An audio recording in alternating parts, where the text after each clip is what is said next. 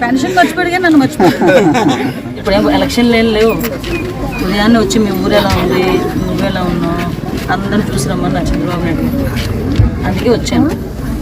అలాగేనా? ఇది ఇలా పట్టుకో. ఎలా ఉన్నారు, మీ బాగోగులు ఏంటి, మీకు ఇల్లు ఉందా, మీకు వాకిలు ఉందా, మీకు పెన్షన్ వస్తుందా, మీకు తల్లి కొందరు వచ్చిందా, గ్యాస్ ఇచ్చారా, ఇవన్నీ అడిగి రాజకీయ నాయకులు ఎవరైనా చూసారా? ఈరోజు మేము వచ్చాం, దయచేసి ఆదరించండి. గౌరవ ముఖ్యమంత్రి గారు, ఉప ముఖ్యమంత్రి గారు ఒకటే ఆదేశాలు ఇచ్చారు. ఇల్లు లేని వాళ్ళందరికీ కూడా గ్రామీణ ప్రాంతాల్లో అయితే 3 సెంట్ల స్థలం ఇచ్చి ఇల్లు కట్టించే బాధ్యత కూడా మేము తీసుకుంటాం.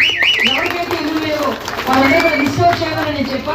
అమ్మ నాకు ఇంకా 4 సంవత్సరాల టైం ఉంది. 4 సంవత్సరాల్లోనే ప్రశాంతంగా మీకు చేయాల్సిన పనులన్నీ చేసి అప్పుడు ధైర్యంగా మీ దగ్గరకు వచ్చి ఓటు అడగకపోయినా కూడా మా అనితమ్మ కోటయ్యాలని అనుకునేటట్టుగా నేను చేసుకుంటాను.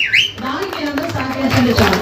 ఇంకొకటి, ఈ రైతులకి కొంతమంది సమస్యలు ఉన్నాయి, కొంతమంది రెచ్చగొడుతున్నారు. దయచేసి ఒకటే చెప్తున్నా, ఇక్కడ ఏ రైతుకి కూడా అన్యాయం జరిగే పరిస్థితి రాదు, రానివ్వను. అది నా మాట.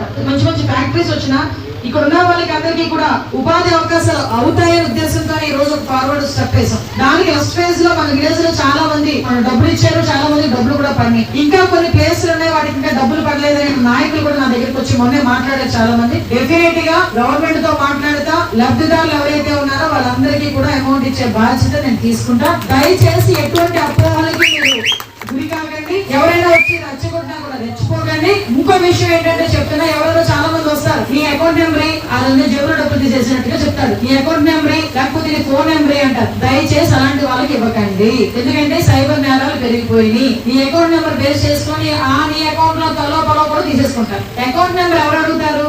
అధికారులు వచ్చి అడుగుతారు.